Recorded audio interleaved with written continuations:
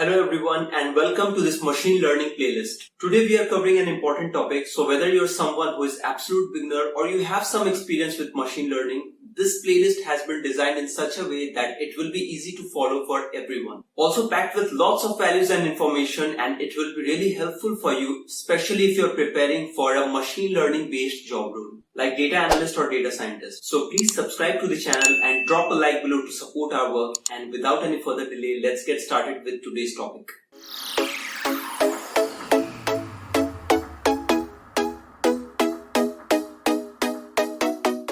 So today we are going to cover ridge and lasso regression. It is one of the most important topics, especially for the interviews. And I can tell this with experience because all the interviews that I have attempted so far in my career, this topic has been asked in at least 80% of those interviews. They will either ask you directly for ridge and lasso regression, or you might be asked to explain the regularization techniques within machine learning, or you will be asked that how will you tackle overfitting in your model. And the answer for all these questions will be a good explanation for ridge and lasso regression. So let's try to understand them one by one. Right before we get started, you need to have some prerequisites clear. Be sure that you have a basic understanding on loss function or cost function. You should be familiar with the bias variance trade-off, and rest we will cover within this lecture itself. So in very simple words, ridge and lasso regression are nothing but they are regularization or hyper-tuning technique that helps us to prevent overfitting in a model. And additionally, it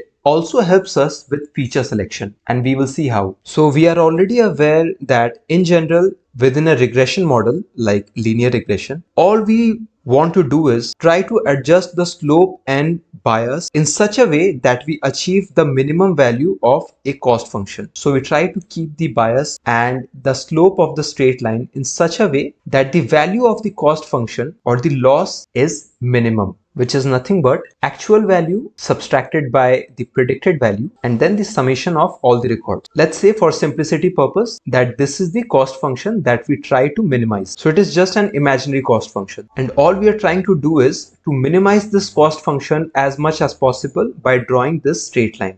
However, this intuition might lead to overfitting sometime. I'll tell you how. So let's say that we are keeping this part of the data set for testing purpose, which means after drawing the straight line or the best fit line, we will try on these data points that if our best fit line is performing well or not. So we are using only leftover data points over here within this range in order to train the model, or you can say in order to draw the best fit line. And let's say we are drawing the straight line like this. Okay, of course this line is performing really good with respect to this training data, and the loss as well is very less. So there is a minimum loss and the entire cost function is probably pretty much less. But what if this same straight line is being tested on this test data? Then it will perform really poor. You can see the loss has started increasing, which means it is the case of low bias and high variance, which is nothing but overfitting. And this is where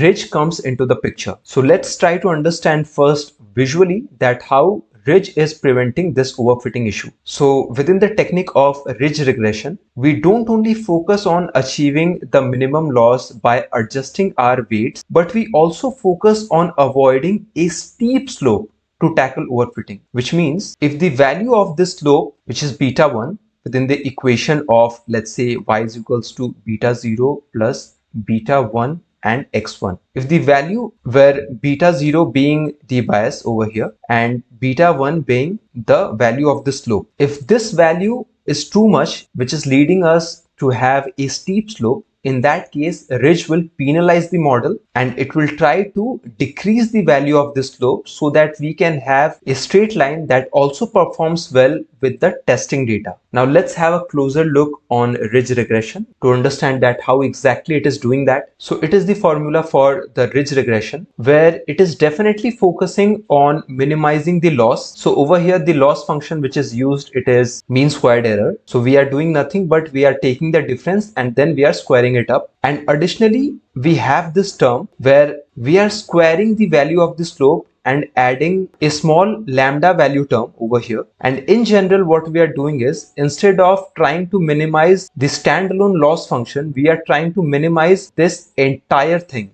over here. So if the value of the slope is increasing, the ridge regression will penalize the model in order to have a generalized slope that can perform well with the testing data as well, along with the training data. As simple as that. And the formula for lasso regression is slightly different, and what it is actually doing is lasso helps us to discard the feature with very less magnitude. So it helps us with feature selection along with reducing overfitting. So let's say you have one dependent value that you're trying to predict. Let's say it could be price of a house or something. And you have few independent variables like, let's say, A, B, C, D. Okay, let's say you have 4 independent variables as well. In that case, let's say variable A is contributing a lot to predict the price of the house, B is contributing a lot, D is contributing a lot, but C is not contributing that. Let's say A is the number of bedroom, B is the number of bathroom, D is the area of the house, and let's say C is the number of trees nearby the house. Okay, that how many trees you have nearby the house.